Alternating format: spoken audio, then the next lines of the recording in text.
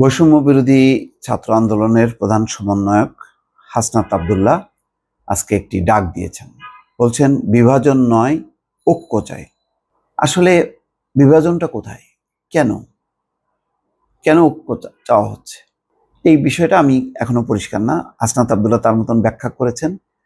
বুঝতে পারছেন যে আস্তে আস্তে যে দূরত্ব তৈরি হচ্ছে অন্তর্বর্তী সরকারের সঙ্গে বা ছাত্রদের সঙ্গে। রাজনৈতিক দলগুলো একটা সাংবিধানিক কাঠামোর মধ্যে ঢুকতে চাইছে, কিন্তু ছাত্ররা এবং অন্যান্য কেউ আগেই সব ফয়সলা করতে চাচ্ছে। এখনই বলতে চাচ্ছে সংবিধান নাই, রাষ্ট্রপতি নাই, কিচ্ছু নাই, এখন হলো নতুনভাবে সংবিধান রচনা করা হবে। কিন্তু গণঅভ্যুত্থান তো হয়ে গেল, এখন তো রেগুলার গভর্নমেন্ট রান করছে। এখন বাকিটা ভোটের মাধ্যমে জনগণের রায় ছাড়া কিভাবে সিদ্ধান্ত নেওয়া হবে, সেই সিদ্ধান্তটা কি সঠিক হবে কিনা আমার মনে হয় যে এই নিয়ে একটা ডিবেট আছে। তারা মনে করছে না গণঅভ্যুত্থানের মধ্য দিয়ে তো জনগণ রায় দিয়েছে, না, গণঅভ্যুত্থানের মধ্য দিয়ে একটা মনে করেন একটা মুক্তিযুদ্ধ বা স্বাধীনতা হলো, তারপরে তো একটা নির্বাচন তো হবে। যেমন আমি বলছিলাম যে মুক্তিযুদ্ধের মধ্য দিয়ে তো একটা রায় হয়ে গেল যে স্বাধীন দেশ, তাহলে সংবিধানের কি দরকার ছিল? স্বাধীন দেশের তাহলে বঙ্গবন্ধু শেখ মুজিবুর রহমান তার নেতৃত্বে একটা বিপ্লবী সরকার চালায় যেত 10 বছর বা 20 বছর, তারপরে নির্বাচন দিত। কিন্তু না, দেখা গেল যে 71-এ মুক্তিযুদ্ধ হলো, 9 মাস মুক্তিযুদ্ধের পর স্বাধীন হলো, 72-73-এর মার্চ মাসে 7ই মার্চ নাকি 12ই মার্চ সম্ভবত সংসদ নির্বাচন হলো। সেই সংসদে 293টা আসন পাইল, যদিও এর মধ্যে যথেষ্ট পরিমাণ জালিয়াতি নির্বাচন হয়েছে। যাই হোক, মানে ওই সময় সংখ্যাগরিষ্ঠ আসন পাবে আওয়ামী লীগ, এটাই স্বাভাবিক। তো সেই রায় পেয়ে তার উপর ভিত্তি করেই একটা শাসনতান্ত্রিক একটা ধারাবাহিকতা হলো, জনগণের আশা আকাঙ্ক্ষা প্রতিফলনের চেষ্টা হলো, কতখানি হলো তা না।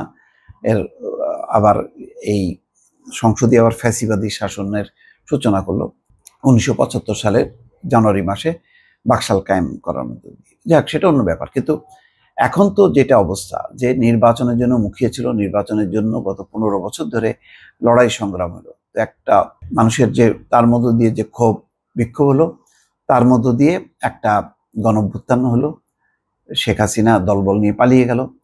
এখন আবার তো সাংবিধানিক ধারায় ফিরে বাকি কাজগুলো করতে হবে। তার আগেই কিভাবে রাজনৈতিক দল নিষিদ্ধ হবে, কিভাবে নতুন সংবিধান হবে, এটা নিয়ে একটা ডিবেট আছে।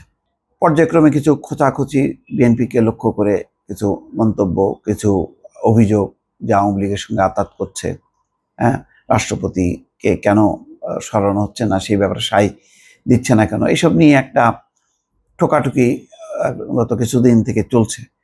তার প্রেক্ষিতে একটা আহ্বান জানিয়েছে বা আবেদন জানিয়েছে হাসনাত আব্দুল্লাহ, বিভাজন নয়, ঐক্য চাই, ফ্যাসিবাদের বিলোপ, ফ্যাসিবাদ বিলোপে ঐক্য চাই। নিজের ভেরিফাইড ফেসবুকে এক পোস্টে এই কথা বলছে। জুলাই আগস্ট ছাত্র জনতার আন্দোলনের নেতৃত্ব দেওয়া ছাত্রনেতারা আওয়ামী লীগকে রাজনীতি ও নির্বাচন থেকে দূরে রাখার বিষয়ে অনড়। অন্যদিকে বৃহৎ রাজনৈতিক দল বিএনপি কোনো দলকে নিষিদ্ধ করার বিপক্ষে। এমন প্রেক্ষাপটে ফ্যাসিবাদ বিলোপে ঐক্যের ডাক দিলেন হাসনাত আব্দুল্লাহ। বৈষম্য বিরোধী ছাত্র আন্দোলনের আহ্বায়ক হাসনাত আব্দুল্লাহ ফেসবুকে লিখেছেন, গত 1.5 দশকের আওয়ামী লীগের স্বৈরশাসনের জাতাকলে নির্মমভাবে পিষ্ট হয়েছে বিএনপি এবং জামাত। আওয়ামী লীগের অন্যায়, অবিচার ও প্রহসনমূলক অপশাসনের দরুন তারা তাদের বহু সংখ্যক একনিষ্ঠ নেতা কর্মীকে চিরতরে হারিয়েছে। গণতন্ত্র, ভোটাধিকার, মানবাধিকার হরণ সহ সব ধরনের অন্যায়ের বিরুদ্ধে অবস্থান নেওয়ার কারণে বিগত দিনগুলোয় দল হিসেবে আওয়ামী লীগ ও জামাতের উপর আওয়ামী লীগ চালিয়েছে নির্মম অত্যাচারের খড়গ। হাসনাত আব্দুল্লাহ লিখেছেন, 24-এর গণঅভ্যুত্থানের নেতৃত্বে থাকা বৈষম্য বিরোধী ছাত্র আন্দোলনে অংশ নেওয়া, খেটে খাওয়া দিনমজুর থেকে শুরু করে সাধারণ শিশু কিশোররাও শিকার হয়েছে আওয়ামী লীগের নৃশংস হত্যাকাণ্ডের। ফ্যাসিবাদী আওয়ামী স্বৈরশাসনের দুর্দিন পেরিয়ে 24-এর সফল গণঅভ্যুত্থানের এক নতুন বাংলাদেশ বিনির্মাণের সম্ভাবনার দুয়ার উন্মোচন করে দিয়েছে। ফ্যাসিবাদী ব্যবস্থার চিরতরে বিলোপের স্বার্থে সব নিপীড়িত দলকে এক মহানৈক্যের সামনে হাজির করেছে 24-এর গণঅভ্যুত্থান। যাক, এই ধরনের কথাবার্তা বলা হচ্ছে। তো আমার তো মনে হয় যে মৌলিক দৃষ্টিভঙ্গিগত পার্থক্য আছে। আওয়ামী লীগ, বিএনপিও চায় ফ্যাসিবাদের অবসান, সেই জন্য তাদের একটা সংস্কার প্রস্তাব আছে।